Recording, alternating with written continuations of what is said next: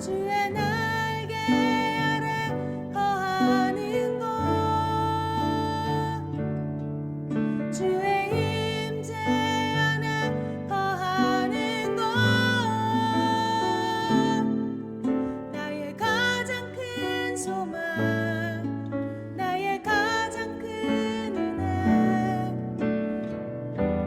주와 함께 동행하느니 주의 날개 아래 거하는 것 주의 임재 안에 거하는 것 나의 가장 큰 소망 나의 가장 큰 은혜 주와 함께 동행하느니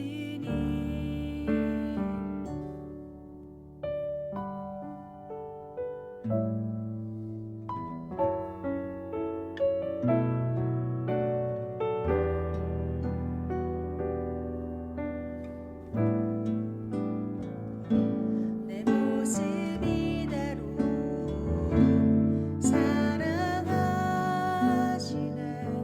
연약한 그대로 사랑하시네 나의 모든 발걸음 주가 하시나니 날 인도하소서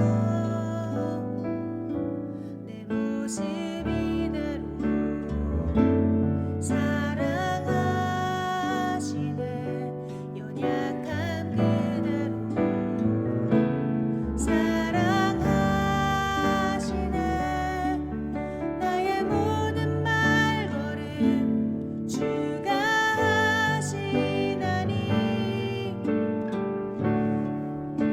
날 인도하소서 주의 날개 아래 거하는 것 주의 임재 안에 거하는 것 나의 가장 큰 소망 나의 가장 큰 은혜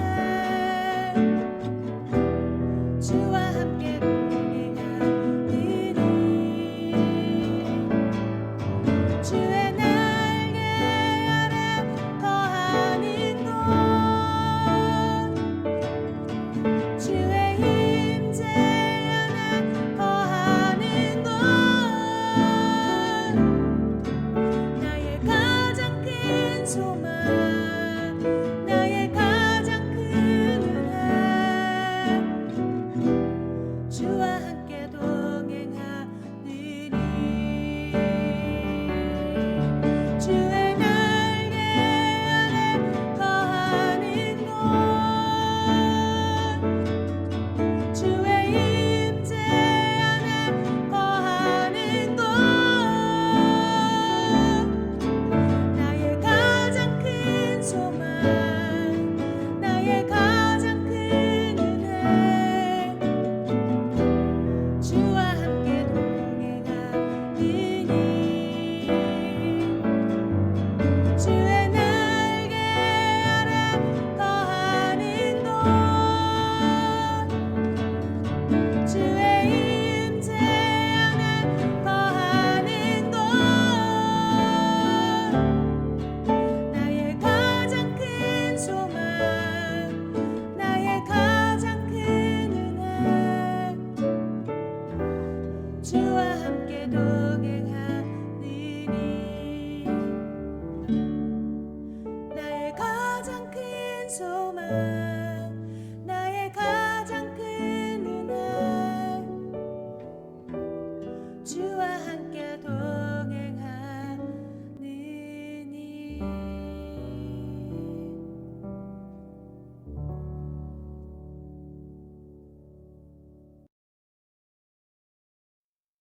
하늘에 계신 우리 아버지여, 이름이 거룩히 여김을 받으시오며 나라의 임하옵시며 뜻이 하늘에서 이룬 것 같이 땅에서도 이루어지이다.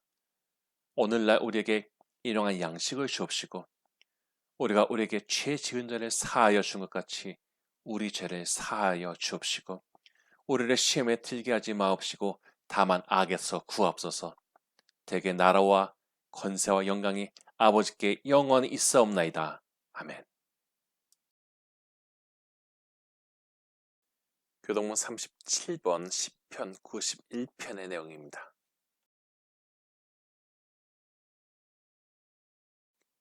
지존자의 은밀한 곳에 거주하며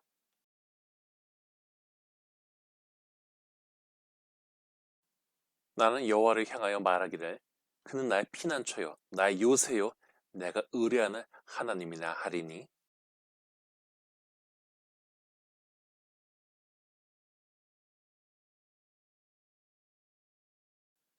그가 너를 그의 깃으로 덮으시리니 내가 그의 날개 아래에 피하리로다.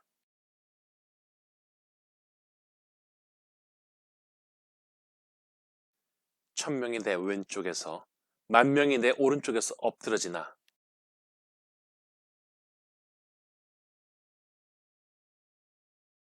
그가 너를 위하여 그의 천사들을 명령하사 하나님이 이르시되 그가 나를 사랑한즉 내가 그를 건지리라. 그가 내 이름을 안즉 내가 그를 높이리라.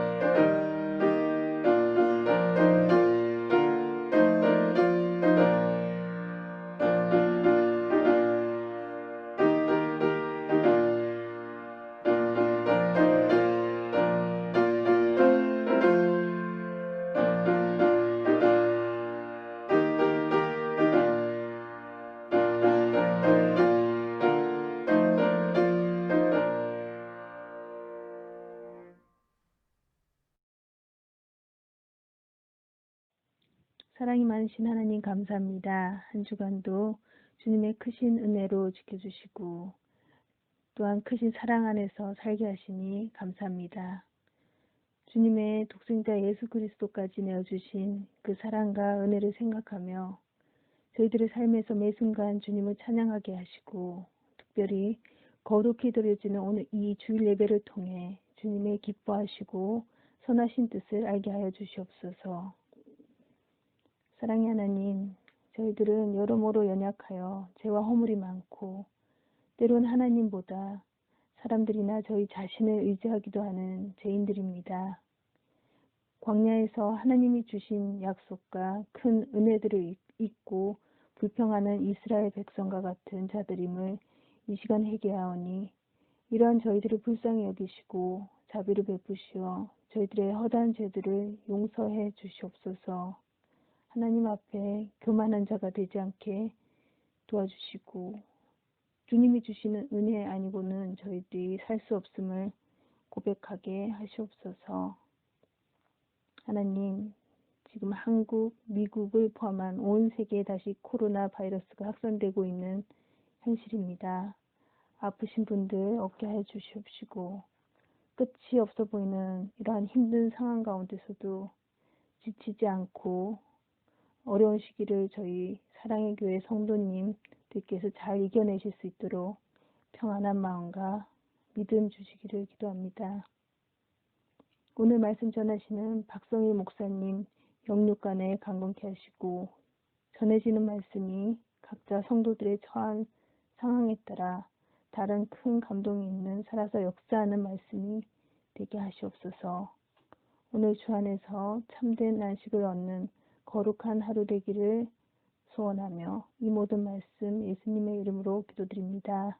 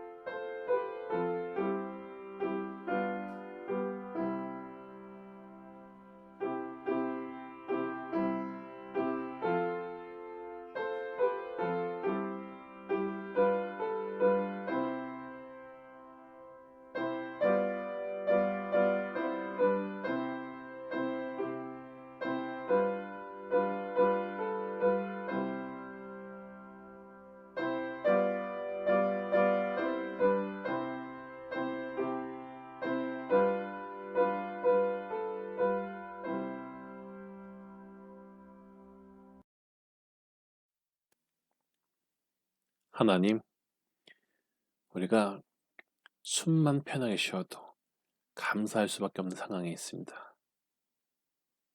사람 교만해지기 쉽고 주님의 은혜를 잊어버리기 쉽습니다.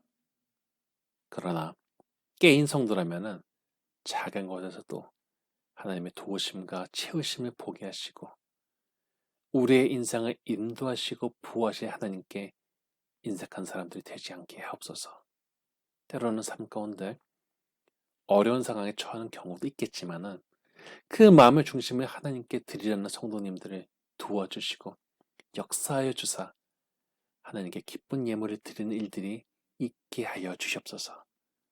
주님을 향해서 귀한 소원을 품는 성도님들이 되게 하여 주시옵고 이 어려운 때 겸손한 마음으로 하나님의 도우심을 늘 감사하는 일들이 있게 하여 주시옵소서.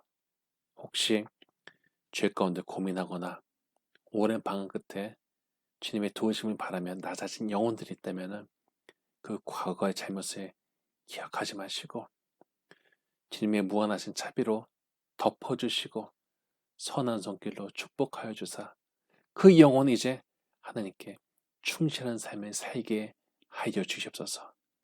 이 시간 하나님 앞에 감사한 마음으로 드린 예물을 위하여 기도하오니 하나님 받아주시고 하나님과의 단단한 관계를 지켜나가는 성도의 삶이 되게 하여 주시옵소서. 감사드리고 찬양합니다. 예수님의 이름으로 기도합니다. 아멘.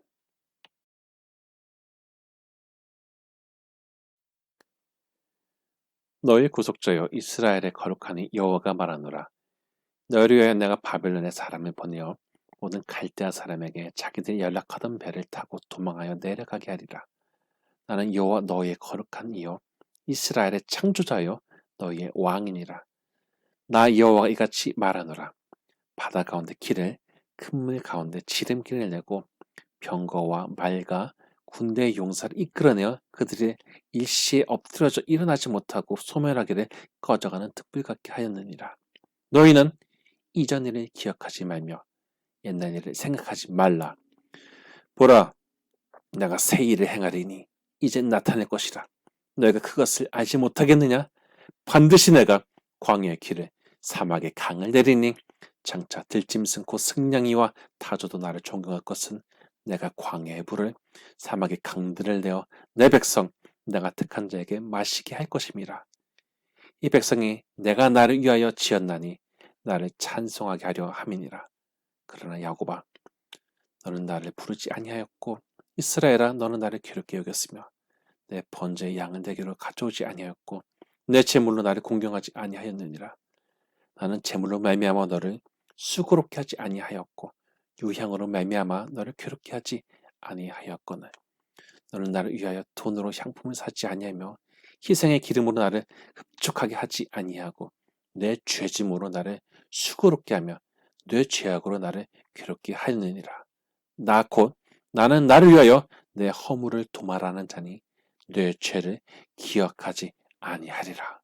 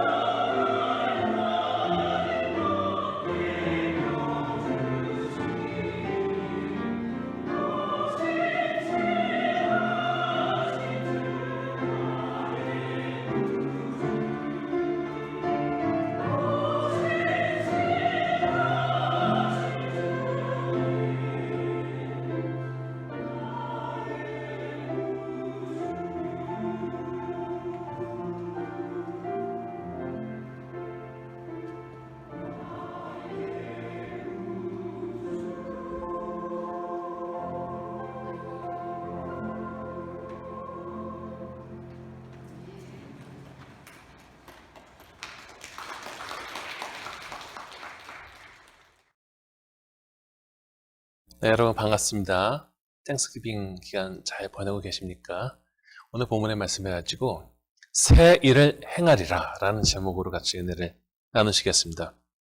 오늘의 본문은 징계를 당한 후에 돌아오는 이스라엘 백성들에게 하나님께서 하실 일에 대해서 말하고 있습니다. 우리가 살면서 어려운 시간을 보낼 수 있지만은 그것을 극복한 뒤에 좋은 시간이 올 것이라는 소망이 있으면 이겨낼 수가 있습니다. 소망은 마치 어두운 터널을 터벅터벅 걸어가야 하는 사람에게 한 줄기 빛과 같은 것입니다. 이것은 그냥 마음을 즐겁게 해주는 정도가 아니라 따라가는 사람에게 살아갈 힘을 주는 생명과도 같은 것입니다. 제가 군에 있을 때 삼풍백화점이 무너졌습니다. 가까운 곳에 제가 있었기 때문에 상당수의 부대원들이 현장에 가갖고 건축더미에 깔린 그 사람들을 구해냈는데 무려 17일을 매몰된 채로 생존한 사람도 있었습니다. 당시에 먼지가 많아갖고 소방호수로 물을 뿌렸는데 이 물을 먹고 버텼다는 것입니다. 그런데 우리에게 소망이 그것과도 같습니다. 반대로 소망이 없는 사람은 금방 마음을 접어버리고 인생의 싸움을 제대로 싸우지도 않고 패배해버립니다. 전에 제가 맨하탄 거리를 걷고 있었는데 불과 오후 한 7시밖에 되지 않았는데 여러 명의 사람들이 길거리에서 자리를 펴고 혹은 그냥 길바닥에 누워서 자고 있었습니다. 그냥 멀쩡해 보이는 여성들도 있었어요. 그 옆에서는 소변 냄새가 진동했습니다. 참으로 안타까운 일이죠. 그 사람들도 어머니 뱃속에서 10대 가까이 있다가 나온 사람들일 텐데 각자의 사정을 알 수는 없겠지만은 갑갑한 마음이 들었습니다. 인생에 소망을 잃어버리게 되면 이렇게 어려운 상태까지 내려갈 수가 있는 것이죠. 물론 예수 믿는 사람이라고 매일매일 소망 있고 힘을 주는 소식만을 듣는 것도 아닙니다. 우리도 뉴스를 들으면은 정말 맥 빠지는 것들에 대해서 듣게 되지 않습니까? 근데 애초에 뉴스라는 것이요, 일상적이고 평화로운 소식은 잘 전하지 않는 성격이 있는데 이렇게 한쪽으로만 색깔이 입혀진 것을 보고서 그것이 세상에 대해서 제대로 된 인식이라고 하기에는 어려울 것입니다. 전에 멕시코에서 오는 여자 청년에게 그 치안에 대해서 물었습니다. 우리가 아는 얕은 지식으로는 멕시코는 마치 그 마약 카르텔의 전쟁터 같은 곳이지 않습니까? 그러나 자기는 그런 거 전혀 상관없이 살았다는 것입니다. 사람들은 포털이나 뉴스를 통해서 부정적인 것들을 보게 되지만은 그렇다고 해서 중립적이고 균형 잡힌 소식을 전한다고 해서 좋아하는 것도 아닙니다. 뭔가 자극적이고 선정적인 내용을 듣고 싶어 합니다. 왜냐하면 그래야 재밌기 때문이죠. 스마트폰을 켰는데 매일 누가 평화롭게 일을 잘 진행하고 화합했다는 기사만 있으면 재미가 없을 것입니다. 사람들은 욕하면서도요, 남의 싸움 구경하기를 좋아합니다. 그러나 예수 믿는 사람이 성숙하게 되면서 바뀌게 되는 아주 중요한 태도가 있는데 그것은 하나님의 은혜로운 일을 보거나 들으면서 그것이 너무 재밌게 느껴진다는 것입니다. 나의 관심과 흥미와 흥분과 생각이 그쪽으로 쏠리게 되죠. 그러면서 나도 하나님 보시기에 의미 있고 거룩한 삶을 살고 싶다는 의지와 열망이 나의 삶의 에너지가 됩니다. 애초에 하나님께서 우리를 부르신 이유는 우리가 하나님의 말씀을 잘 따르는 가운데 의미 있게 사용되어지고 거룩해지기를 원하시기 때문입니다. 이것은 커다란 축복입니다. 내 삶이 가장 존귀하신 분의 역사에서 사용된다는 것은 삶을 열정적으로 만드는 이유이죠. 출애굽기 19장 5절에 6절을 보면은 시내산 앞에선 이스라엘 백성들에게 하나님께서 이렇게 말씀하십니다. 세계가 다 내게 속하였나니 너희가 내 말을 듣고 내 언약을 지키면 너희는 모든 민족 중에서 내 소유가 되겠고 너희가 내게 대하여 제사장 나라가 되며 거룩한 백성이 되리라. 지금껏 오랜 세월을 남의 노예로 살던 민족을 이제는 세상을 대신한 제사장 나라가 되게 하시고 천박한 노예들을 거룩한 백성이 되게 하시겠다는 것입니다. 저는 출애굽한 세대가 광야에서 망한 가장 큰 이유가 소망을 품고서 하나님의 기대에 부응하려 하기보다는 과거의 거친 마음과 노예 기질에서 벗어나지 못했기 때문이다라고 생각한 적이 있는데요. 한번 매었던 쇠사슬을 하나님께서 풀어주셨지만은 그 마음은 여전히 노예 기절의 쇠사슬에 매여서 벗어나지 못한 채로 살았다는 것입니다. 물론 우리가 소망을 이야기하지만은 여기에 대해서 아주 분명하고 간결한 논리가 바로 치고 옵니다. 과거에 실패했다는 것입니다. 과거에 상처받았다는 것입니다. 과거에 실망한 일을 겪었다는 것입니다. 근데 어떤 이가 이렇게 가장 부정적인 과거의 틀 안에만 갇혀서 이제는 더 좋은 것을 바라지 못하고 살게 된다면은 이 사람이 비록 교회 다닌다고 하더라도 주변 사람들에게 소망적이고 좋은 영향을 끼치는 사람이 되겠습니까? 저는 물론 사람이 살다 보면 굉장히 노력해도 잘 안 되는 때가 있고 어떤 때는 자기가 노력한 것보다 일이 잘 되는 때가 있음을 보았습니다. 사람이 잘 될 때도 있고 어려울 때도 있습니다. 어떻게 인생이 누구나 다 똑같이 평탄할 수 있겠습니까? 그러나 비록 하강점에 가 있더라도 소망을 가지고 전진하고자 하는 의지가 있어야 또한 하나님의 도우심을 강하게 얻지 않겠습니까? 오늘 본장을 보면은 실망한 상태에 있는 이스라엘에게 회복의 메시지와 소망을 심어주시는 분은 하나님 자신임을 알게 해줍니다. 대개의 경우에 한번 어려운 일을 겪어서 마음이 짓눌린 사람을 쥐고 흔드는 것은 두려움입니다. 그러므로 소망을 지향하기 위해서는 먼저 두려움을 극복해야 됩니다. 본장 1절, 하반부 3절, 상반부를 읽겠습니다. 너는 두려워하지 말라.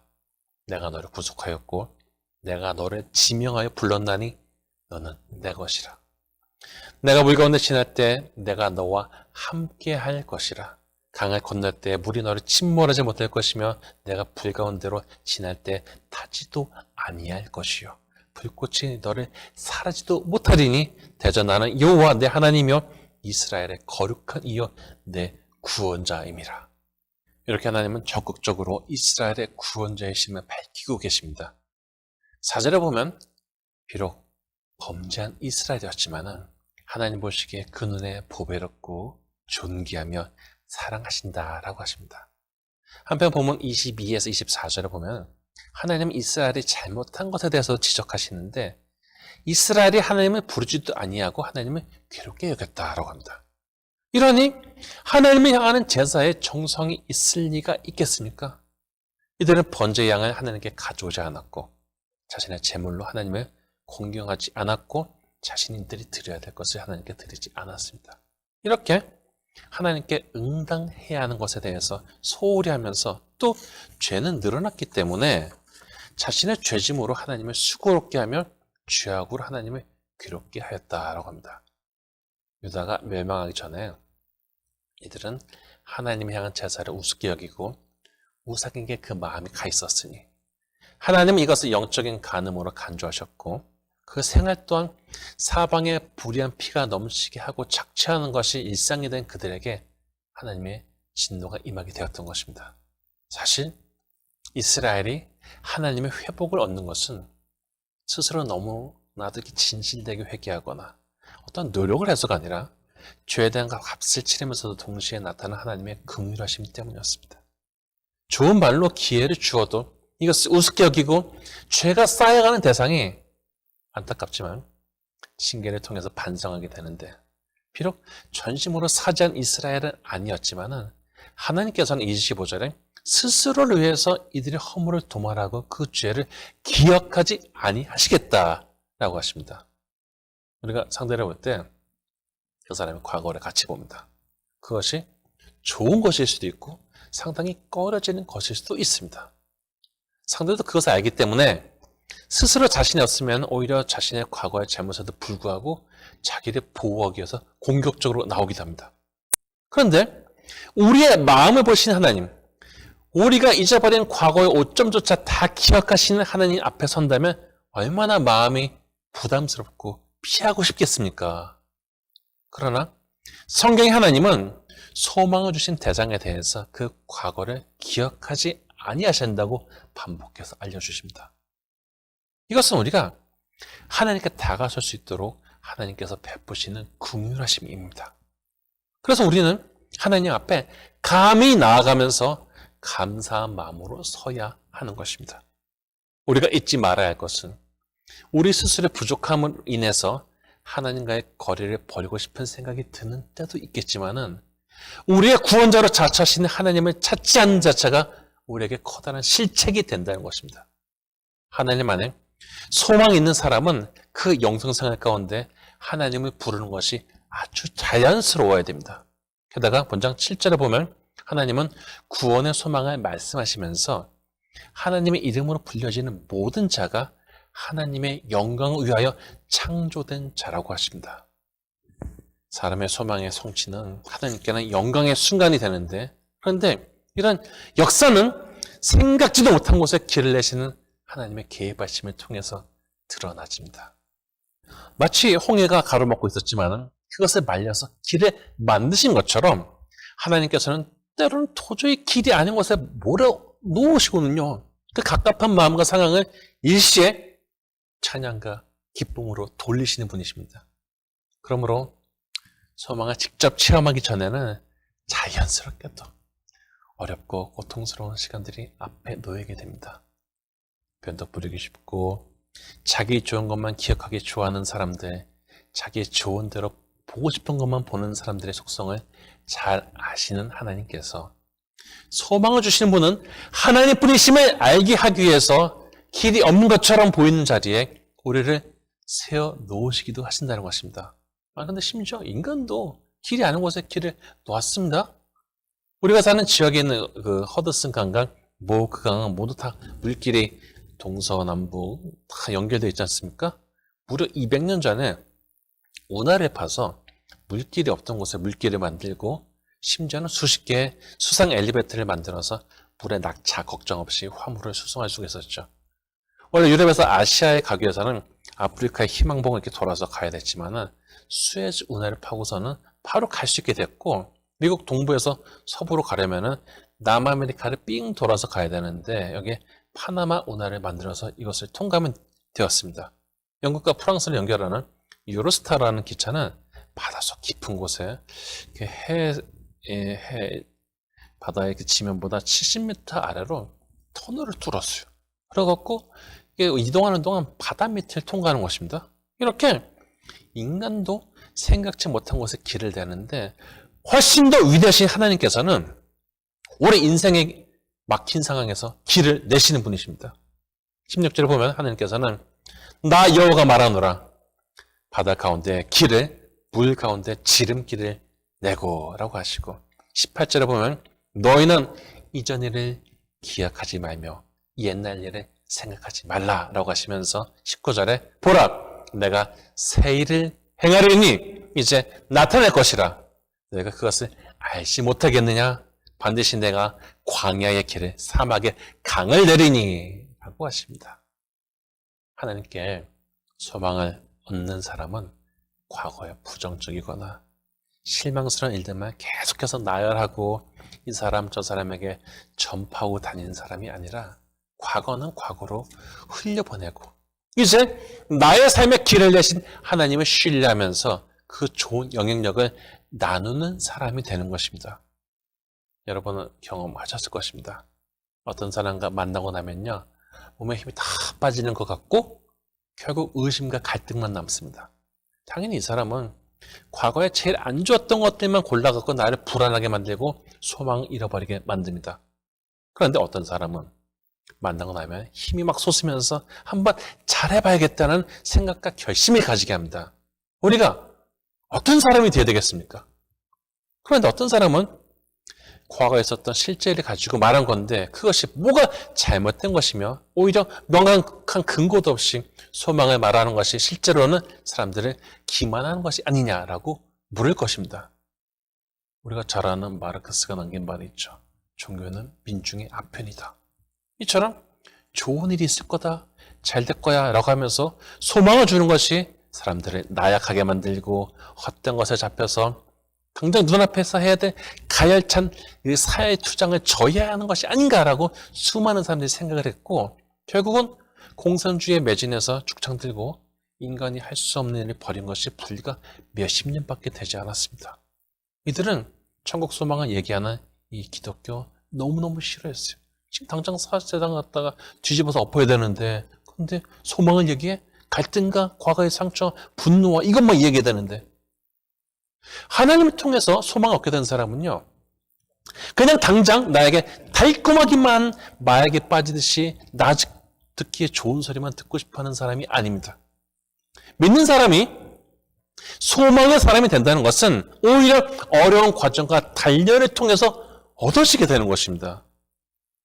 극한의 고통을 극복하였기 때문에 의인으로 칭송받은 욥은 23장 8절 이하를 보니 앞으로 가도 뒤로 가도 또 왼쪽에서도 오른쪽에서도 보이지 않는 만날 수 없는 하나님에 대해서 얘기합니다.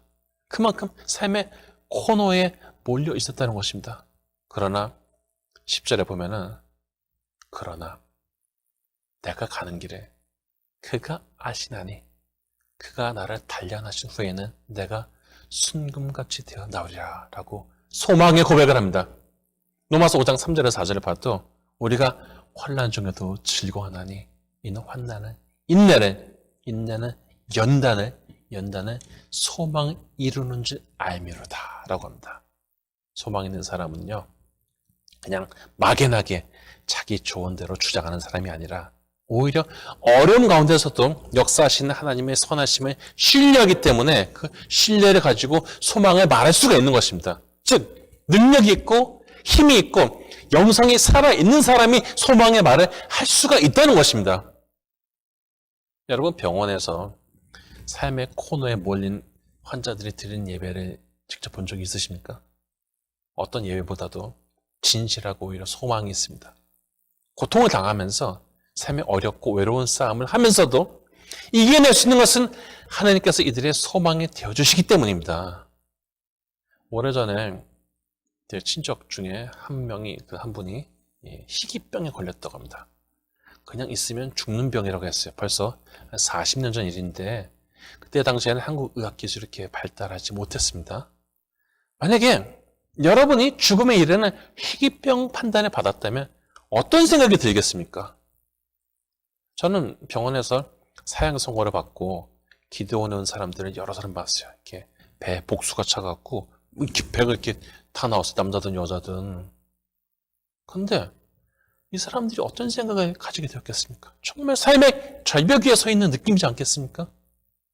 이렇게 막막한 상황에 있던 이 친척에게 전혀 생각지 않은 제안이 하나 들어왔는데 그것은 막대한 수술비가 들어간 이 수술을 병원에서 무료로 해주겠다는 것입니다. 그 이유는 이 경우가 굉장히 희귀하기 때문에 의학적인 어떤 자료, 연구자료 이것을 얻으려고 그렇게 의도를 가지고 제안했던 것이죠. 그러나 처음 해보는 수술이기 때문에 수술이 잘 안 돼도 보장할 수는 없다라는 것이었습니다. 그래서 어차피 죽을 거 수술이라도 받고 죽자라는 생각에 수술을 받았는데 놀랍게도요 수술이 잘 돼갖고 잘 살아있다는 것입니다. 결국 한 번도 가보지 않은 길이지만 그 길을 걸었고 살아남은 것입니다. 인생의 길이 보이지 않는 코너에 몰렸을 때 그때 오히려 인내와 기도와 찬송으로 소망을 품는 사람이 진정한 하나님의 사람들입니다. 하나님께서 광해불을 내시면서 심지어는 짐승들마저도 그것을 먹으며 사람들이 혜택을 입게 되는데 이들에서 하나님은 이 백성은 내가 나를 위하여 지었나니 나를 찬송하게 하려 함이니라 라고 하십니다. 우리가 소망 가운데 승리해서 찬송을 부리며 하나님을 기쁘시게 하는 것이 바로 하나님께서 우리를 지으신 목적에 부합한 삶을 사는 것입니다.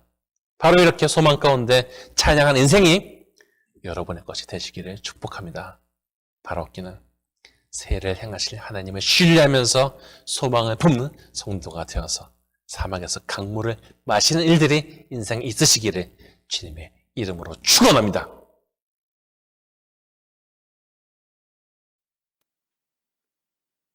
하나님, 우리가 세상을 살면서 힘없이, 의미 없이, 목적 없이 사는 사람이 되지 않게 하옵소서. 우리에게 주어진 날들 속에서 하나님의 뜻대로 사는 것이 신선한 도전이 되게 하시고 행복이 있게 하시고 힘이 되게 하여 주시옵소서. 엉뚱한 곳에 인생의 힘을 소진하다 주님 앞에 빈손으로 서는 부끄러운 인생의 소유자가 되지 않게 하옵시고 순간순간 어렵고 불안한 마음이 드는 순간에도 하나님께서 연단하신 힘으로 잘 이겨내는 진정한 영능의 소유자가 되게 하여 주시옵소서. 물론 과거에 어려움을 겪었거나 실패했거나 상처받고 상심한 일들이 있었습니다. 그러나 과거에 매여서 그 틀에만 잡혀 산다면 우리를 구원하신 예수님의 능력이 내 수준으로만 제한시키는 안타까운 일이지 않겠습니까? 먼저 내가 이기고 승리하고 이 좋은 것을 나누면서 소망의 힘을 전파하는 귀한 발걸음의 소유자가 되게 하여 주시옵소서. 하나님 우리를 구원하시는 그러한 분이시고 보호하시는 분이시고 우리의 왕이 되십니다. 나의 인생을 왕이신 하나님께 좋은 보고를 드리며 충성을 다하는 삶으로 드리게 하옵시고 하나님께 드려야 할 것들에 대해서는 기쁜 마음으로 드리는 가운데 하나님의 마음에 흡족한 자녀로서 서게 하여 주시옵소서. 물론 우리는 부족하지만 우리의 부족한 과거를 보시지 않고 오늘 베푸시는 주님의 부름에 충실한지를 보시는 하나님의 인자하심을 힘입어서 길이 아닌 곳에서도 길을 내시고 생각지도 못한 방법과 손길을 도우시는 하나님의 놀라운 역사를 보는 증인이 되게 하여 주시옵소서. 주님의 도우심을 받기까지 인내하고 견딜 수 있는 강한 마음과 힘을 주셨고 나를 찬양하게 지으신 하나님의 의도에 부합해서 그 인생 자체가 찬양이 되도록 축복하여 주시옵소서. 우리에게 소망의 힘을 주시는 하나님께 감사드립니다. 예수님의 이름으로 기도합니다. 아멘.